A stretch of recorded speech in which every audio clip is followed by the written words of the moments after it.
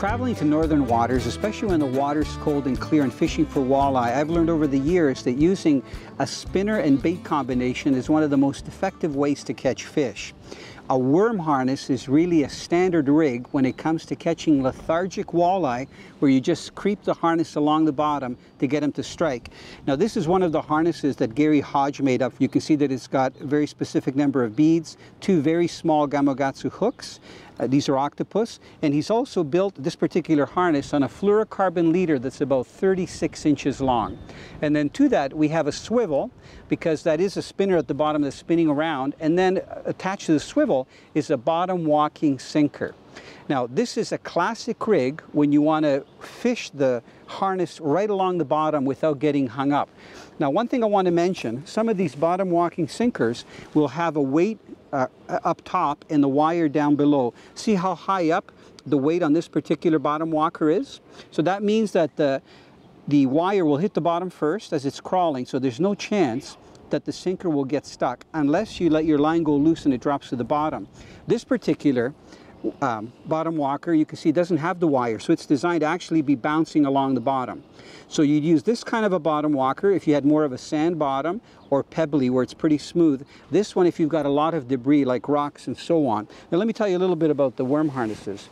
If you're fishing in areas where you have a chance of catching muskie, pike and walleye, it's a good idea to use a harness that has a wire leader in it. Okay, so these particular harnesses are made by Lucky Strike, and you can see that the actual harness is made on a multi-strand stainless wire leader. And the hooks are connected with crimps. So the actual wire goes through the hooks, then they're crimped. And these particular harnesses have 3 single hooks in a row. So obviously you're going to get a really good hook up in the fish. The other types of harnesses that are on the market, and these are also made by Lucky Strike, come with a fluorocarbon leader, but as you can see, these are much shorter, and they only have 1 hook, and the hook is snelled right at the bottom. They also have beads, but not as many as the one that Gary Hodge made up.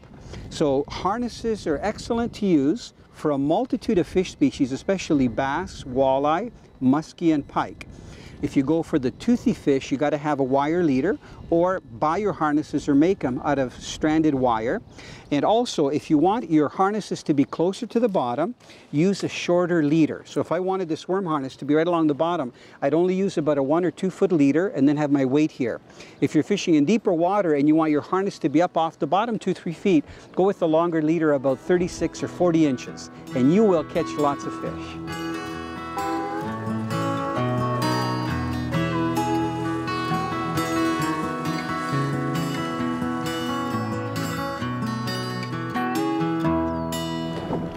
Now, Gary, I know that you try to really educate the guys.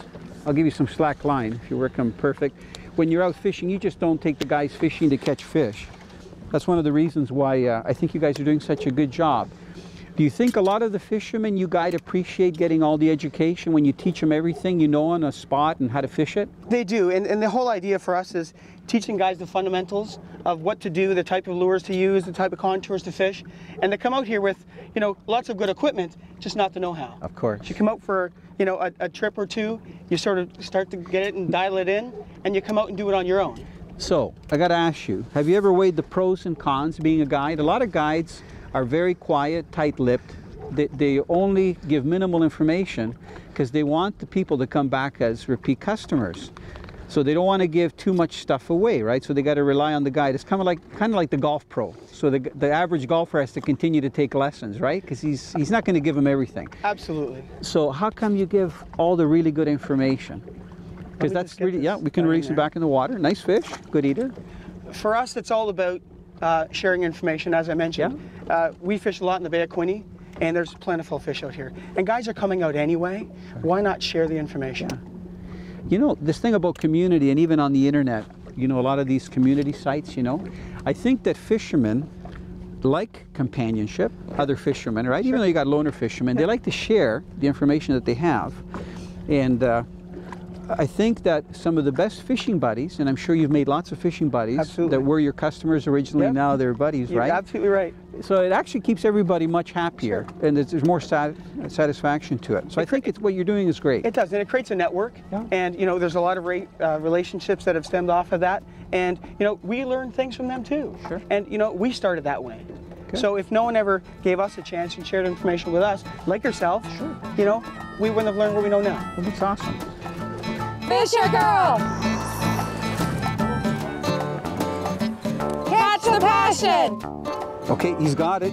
Definitely. Good hook set. Okay, quick, bring him up out of the weeds, out of the weeds, bring him in. Good There job. we are. He's actually an eating size. Now, you know, Yes. a lot of people have trouble telling the different species of panfish. Yes. So why don't you tell the viewers how you identify a crappie? Well, Italo, like other panfish, like rock bass and sunfish, it's a flat fish, but if you look at the mouth right here, I it's can see right through it. It's paper thin, Yeah. and that's what makes these kind of tricky to catch. Yeah. Because if you set the hook too hard or you fight them too hard, there's a good chance that the hook will go right through that tissue. Yeah. So what a lot of people may not know, these fish are delicious eating, and in most places in Ontario, you can ice fish for them and catch them in open water. Yes. So even though this guy's perfect eating size, why don't we take the hook out and we'll release him? Sounds good. Yeah.